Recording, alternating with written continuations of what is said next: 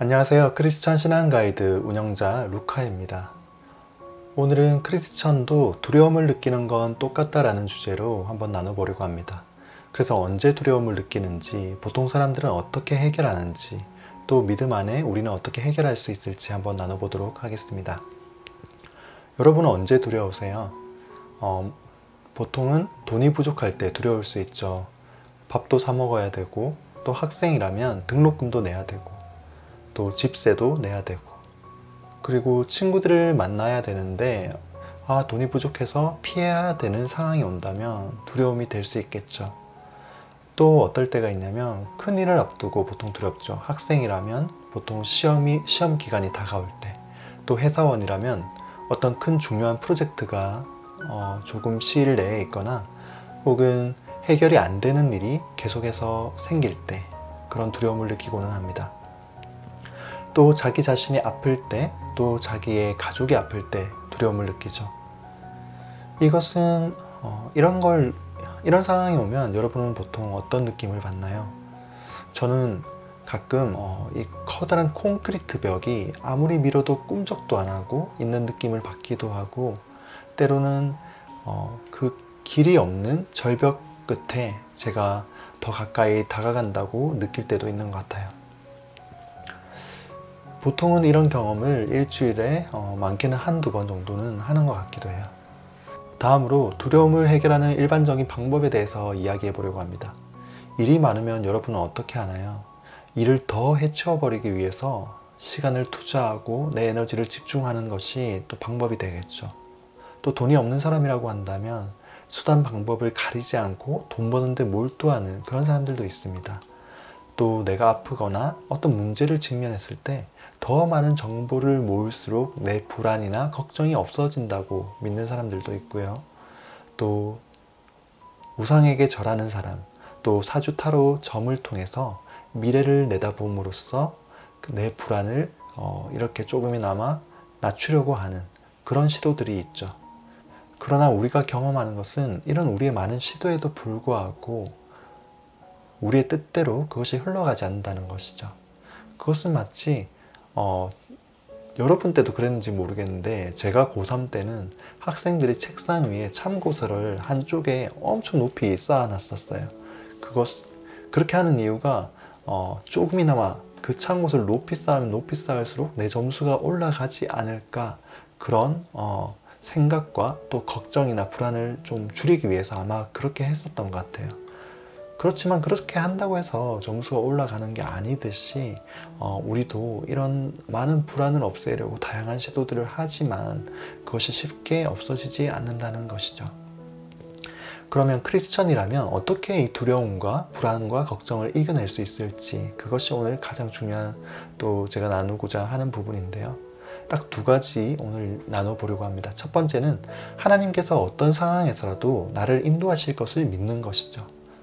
그러니까 그 상황과 결과가 혹은 시험에 떨어질지라도, 또는 이 일이 잘 안 되더라도, 또는 건강이 안 좋다면 건강이 회복이 안 된다고 하더라도 나는 하나님께서 인도하실 것을 믿는다는 거죠.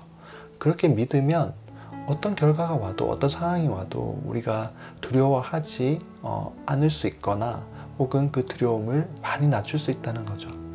이렇게 믿을 수 있는 이유가 있어야 될 텐데, 그 이유가 뭘까요? 이것은 마치 아기가 눈앞에 보이는 것을 붙잡으려고 막 손을 뻗는 것 같아요. 그런데 잘 자기의 뜻대로 붙잡히지 않으니까 울면서 더 손을 뻗어보는 거죠. 그때 부모는 늘 아기를 지켜보고 있죠. 또 도와줄 준비가 돼 있죠. 또 조금 다르게 말한다면, 드라마에는 이제 씬이라는 개념이 있잖아요. 그래서 카메라로 그 씬을 포커스를 맞춰서 잡는 거죠. 그러면 그것은 우리 자기 자신과 또 그 문제 간에 엄청난 그 갈등과 힘들어하는 씬이 잡힐 수가 있어요. 근데 이 카메라를 이 크리스천의 삶을 카메라로 비춘다고 했을 때 단 몇 걸음만 더 뒤로 물러나서 카메라로 촬영을 한다고 보면 우리와 그 문제, 그 옆에 하나님께서 늘 우리 곁에 계신다는 거죠. 그래서 어떤 상황에서도 하나님께서 우리와 함께 하신다는 그것을 믿는 것, 그것이 이 걱정, 불안을 이길 수 있는 방법이라 생각이 되고요. 또 두 번째는 예수님을 바라보는 것입니다. 요즘 제가 또 가장 포커스를 두고 있는 부분이기도 하고 또 노력하려고 하는 부분입니다. 물론 쉽지 않고 잘 안 되지만요. 그래서 예수님을 바라보는 것에 대한 어떤 사례 이야기가 떠오르는데요.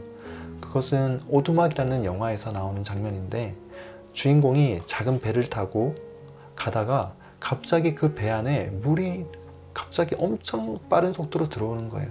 그래서 이 주인공이 이걸 퍼내야 되나 어떻게 해야 되나 갈등하고 있는 상황에서 그 지혜라고, 정확하게 기억은 안 나지만 지혜자였는지 아니면 성령님이었는지 모르겠지만 예수님을 바라보라라고 계속해서 말을 해줘요.